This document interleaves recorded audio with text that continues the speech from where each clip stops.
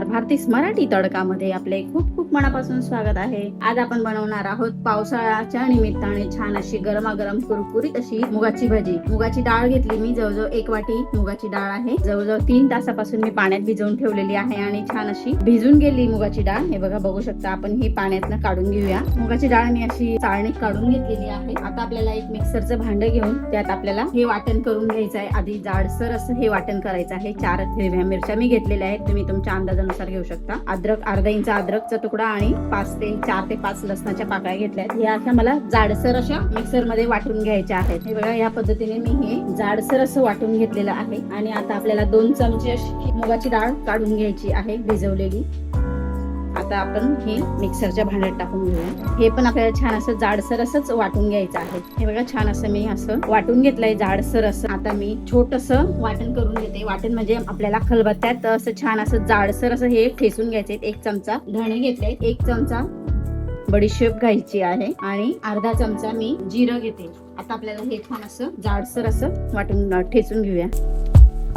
हे बघा, या पद्धतीने मी असं जाडसर असं ठेचून घेतलंय। आता आपण एका भांड्यात, खोलगट भांड्यात आपण हे मिश्रण काढून घेऊया। मिक्सर मधून मी मुगाची डाळ काढून घेतलेली आहे। आता आपल्याला यात सर्व साहित्य टाकून घ्यायचं आहे। आपण ही मुगाची डाळ जी काढलेली आहे भिजवलेली ती टाकून घ्यायची आहे। नंतर आपण हे ठेचलंय खलबत्त्यामध्ये धणे, बडीशेप आणि जिरं हे देखील आपल्याला हे टाकून घ्यायचं आहे। अर्धा चमचा हळद घालायची आहे, 1 चमचा भर लाल तिखट, 1 मोठ्या आकाराचा कांदा घेतलाय, जाडसर असा कापलाय आणि पालक देखील टाकून घ्यायचा आहे। मी पालक छान असा कापून स्वच्छ धुवून घेतलाय, पाणी नितरून घेतलंय पालकचं। आपल्याला टाकायचं आहे यात अर्धी वाटी बेसन पीठ, 3 चमचे मी तांदळाचं पीठ टाकलंय आणि आपल्याला चवीनुसार मीठ टाकून घ्यायचं आहे।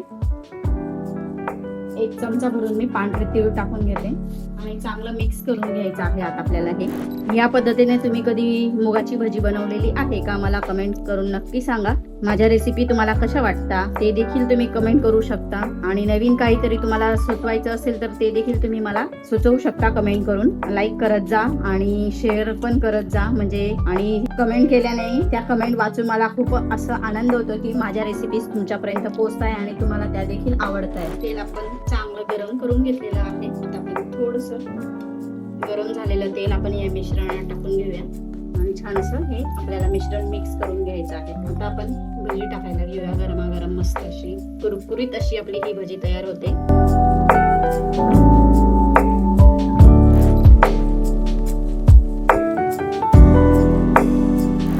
या पद्धतीने आपण ही छान अशी कुरकुरीत भाजी तळून घ्यायची आहे। मुगाची भाजी आपली ही खमंग कुरकुरीत अशी ही मुगाची भाजी आपली तयार झाली। काढून घेऊया आपण ती।